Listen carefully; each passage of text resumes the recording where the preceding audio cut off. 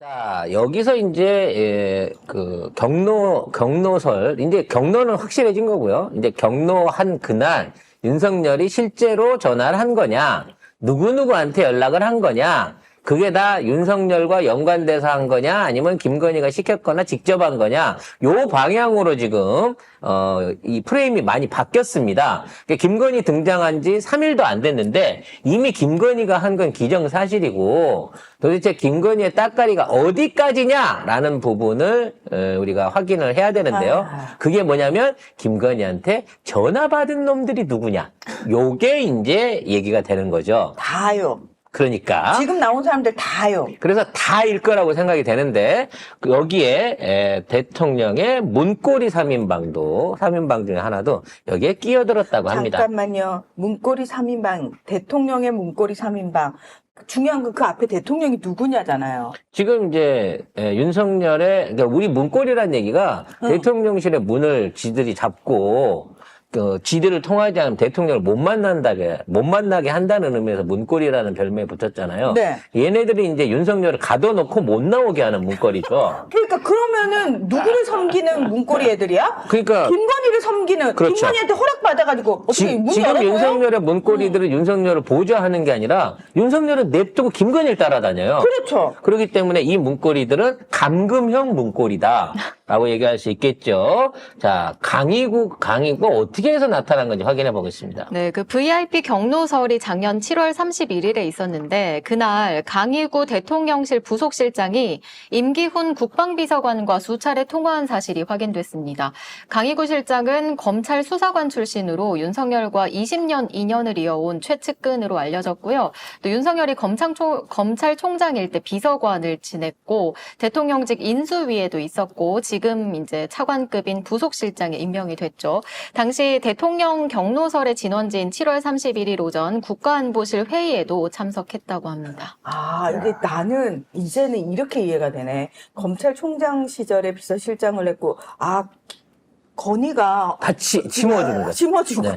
그러니까 제가 늘 얘기했잖아요. 김건희가 애초에 윤석열을 만나고 관리하기 시작할 때 그 주변 사람을 다 자기 사람으로 다 심어요. 세팅을. 수사관을 비롯해서 그 밑에 있는 총무가 됐든 누가 됐든 다 자기 사람을 심어놨고 걔네들이 윤석열이 뭔 짓을 하는지 보고도 다 하고 또는 윤석열한테 일을 시키면 윤석열의 지위를 이용해갖고 실무를 지들이 다 해준 놈이란 말이에요. 그런 애들이 성장을 해갖고 지금 여기까지 온 거야. 이게 일상적으로 따질 때 검사 출신도 아니고 수사관 출신이 서울대도 아니야.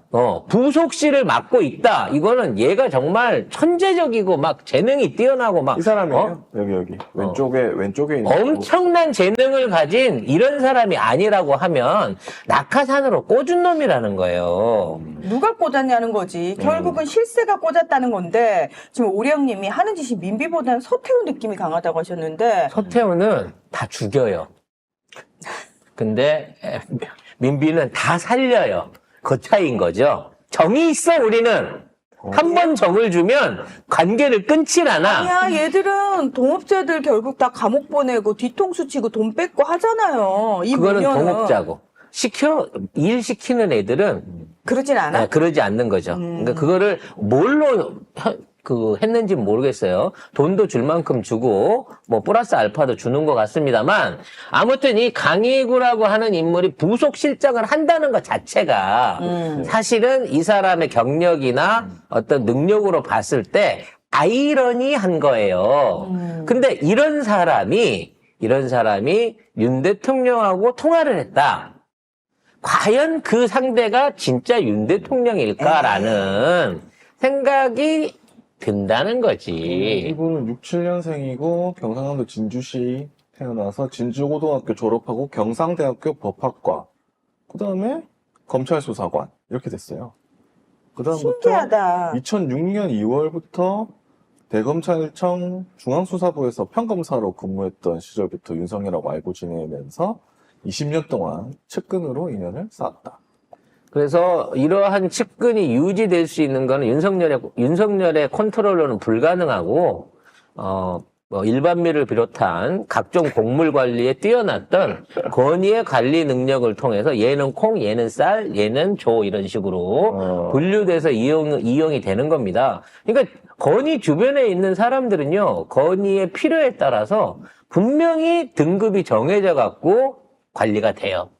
그러니까 돈 관리 시키는 애, 몸 관리, 뭐 나쁜 뜻이 아니에요. 몸 관리 시키는 애, 외부적으로 검사나 이거 관리시키는 다 마찬가지로 다 다르게 관리를 하면서 지금까지 이 조직들을 이어왔다는 거지. 그럼 얘가 20년일 정도 되면 김건희 주변에 지난 20년 동안 윤석열을 스쳐갔던 사람들 중에 자리를 얻고 지금 출사를 했다고 하는 뭐 윤석열의 부하라서 검사 출신으로 낙하산을 탔다고 하는 사람들이 윤석열을 두려워하겠느냐 아니면 김건희를 두려워하겠느냐는 거예요. 얘는 20년 전부터 윤석열은 그냥 술이나 먹고 무능한 검사일 뿐이었어요. 그런 윤석열이 저 자리에 오르고 저 자리를 유지하는 게 다 김건희 거라는 걸 알고 있는데 충성맹세를 하면 윤석열한테 가서 하겠냐고.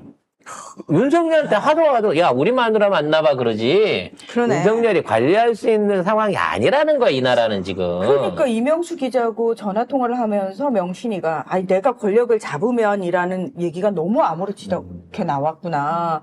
우리는 그게 야 기도 안 차네 이렇게 받아들였는데 그게 아니라 얘네 진짜 아니 이거 내가 만든 건데 나야. 나 아니면 저 바보 아저씨 배 나온 아저씨 방구나 뿡뿡 껴대는 저 아저씨가 대통령 검찰총장 어린 반푼어치도 없어 이렇게 했을 거 아니에요. 그래서 이 해병 군인 한 명 그 사망 사건을 덮기 위해서 58명의 정부 고위직 관료가 연루가 돼 있는 거고 3,000통이 넘는 전화가 오고 갔다는 거예요. 이렇게 다양한 인맥과 사람들이 엮일 수밖에 없는 이유는 뭐냐? 결과적으로는 혼선이 일어났기 때문에 혼선이 한쪽 라인에만 끝까지 맡겨놨으면 이렇게까지 안 돼. 죽이 되든 밥이 되든 국방부 안에서 알아서 처리해라고 했으면 나중에 군사법정을 열어서 무죄를 주는 방법으로라도 임성근을 구할 수 있는 방법은 있었단 말이야. 근데 그런 임성근을 이렇게 무리해서 아예 기소 자체가 되지 않게끔 만들어야 했던 이유는 임성근이 사성장군이 돼갖고 나중에 큰 일을 해야 될 사람이기 때문에 지금까지 키워왔던 성골이기 때문에 차세대 윤석열이기 때문에 얘를 포기를 못한 거고 그러다 보니 아니 그냥 그 관련자를 해가지고 그냥 견책이나 주고 끝낼 수 있게끔 가볍게 처리를 했어요라고 군대 내부에서 했는데 그걸로는 안 돼. 아예 원래 서류를 빼갖고 전혀 무관한 사람으로 무죄를 빼야 돼. 얘는 흠집 하나 내면 안 되는 아이야. 라고 하는 부분에 대한 거는 이 임성근 사성장군 프로젝트에 연관된 놈이기 때문에 결과적으로 그런 방향으로 끌고 갈 수밖에 없었던 거야란 말이지. 아, 그러네. 산이좋아요님 말씀처럼 윤석열은 자격증만 있고 일은 건의가 다 있는. 그러니까 자격증 앞에 걸어놓고 실제 일을 하는 사람은 따로 있는 거고 예전에 그런 얘기 했었거든요. 그러니까 삼성이 인력 관리할 때 그런 식으로 하는 거예요. 그러니까 일단 그 분야에 잘한다는 애들 쫙 뽑아놓고 다 관리가 들어가는 거야. 그러니까 걔네들한테 무슨 흠집 생기면은 사람을 갈아치우는 게 아니고 그 흠집을 제거하는 방식으로 이 사람을 쭉쭉쭉쭉쭉 자기네가 키운다는 거지. 그러면 배신은 할 수 없거든, 끝에. 그러니까 김건희가 지금까지 그런 방식으로 사람을 관리한 김건희가 일단 얘는 뭐 할 거야 라고 찍은 애는 그 바운더리 안에 들어온 사람은 얘가 무슨 실수를 하든 얘 실수? 얘 잘못이 아닌 걸로 다 만들어서라도 데리고 가는 거예요. 그래서 이상민이나 원희룡이나 그 많은 실책이나 문제점을 갖고 있는 장관이나 이런 것들이 한 놈도 제대로 된 처벌을 못 받게 되는 이유, 탄핵을 해도 나중에 대법원이 살려주는 이유 자체가 이런 카르텔 안에서 운영되는 인력 관리 때문인 거고, 이미 아까도 봤지만, 대한민국 법치국가 안에서 대법원의 판결도 마음대로 좌지할 수 있는 권력을 가졌다라고 김건희가 생각하는 이상, 이 나라는 법치국가가 아닌 건의국가인 거예요. 탄핵은 헌법재판소고요. 어쨌든 소양킴님께서 건희 엄마 사무장 병원 운영, 건희는 사무장 대통령, 역시 모든 여전이라고 말씀하셨습니다. 근데 사실 우리가 모르던 시절부터 명신이던 시절부터 이 짓거리를 해왔다는 거 아니에요? 그 당시에는 이제 명신이도 조남욱 회장 비서 따까리 하면서 그 양반이 어떤 식으로 하는지를 국정을 봤다는 하는지를 거네요. 본 거죠. 근데 이제 이 할아버지가 그 권력을 마땅히 물려줄 사람이 없는 상황에서 건희가 일반미 관리하다가 결국은 그 역할을 낚아챈 거죠, 사실상. 할 수 있겠다 싶어. 옆에서 보면서. 그럼. 왜냐면 뭘 좋아하는지 알고 한 번 고객을 열어놓으면 고객을 물고 오거든. 참. 그런 상황으로 해서 어느 순간에 르네상스에서 이루어지던 이 모든 국정농단 작업들의 실무가 김건희 손에 들어가 버린 거예요. 그래서 돈은 엄마가 되고 일반민은 김건희가 되면서 또는 몸빵을 해가면서 지금에 있는 검사 왕국을 사실상 구축을 한 거죠. 근데 명신이가 왜 양재택에서 이제 윤석열로 갈아탄 거잖아요. 갈아탄 건 아니고 양재택을 킵해두고 여전히 쓰면서 윤석열을 킵한 이유가 뭐냐면은 윤석열이 그 같이 일하는 남자들 세계에서 근데 사실 이런 쪽으로 구성을 꾸리려면은 강직하고 올곧은 사람들은 이런 쪽으로 안 와요. 그쵸? 근데 요런 쪽으로 모이는 애들은 결국은 다 꾸리꾸리한 애들만 모인단 말이야. 근데 얘들의 특징이 뭐냐면은 뭔가 콩고물 떨어지고 같이 뭔가 나쁜 짓을 하면서 동질감을 느끼는 애들이란 말이야. 그걸 앞장서서 그런 걸로 잘 엮기로는 윤석열만한 사람이 없다는 거야. 윤석열이 그런 부분에 있어서 진짜 탁월하대요. 아니 뭐 폭탄주를 50잔을 말아먹어도 끄떡이 없을 정도의 어떤 그 재능을 보여줬기 때문에 제대로 이제 쉽게 말하면 제대로 검찰 웨이터로 윤석열을 들여온 거지. 근데 이제 윤석열을 통해 갖고 일가를 이뤄냈어. 똘마니들까지 줄줄이 모아가지고 사실상 여왕벌이 됐는데 이 상황에서 이제 윤석열을 버리고 그럴듯한 놈하고 가보려고 했는데 나머지는 다 지 판단이 있어서 건희 선택을 안 한 거죠.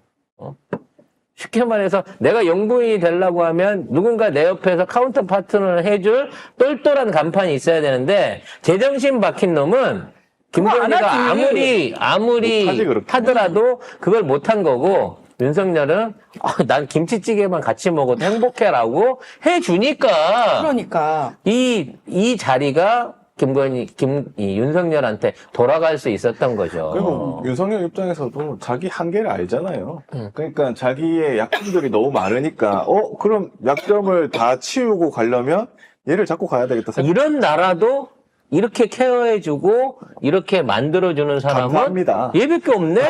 라고 하는 거고 지금 있는 입장에서 윤석열 아무것도 없어요.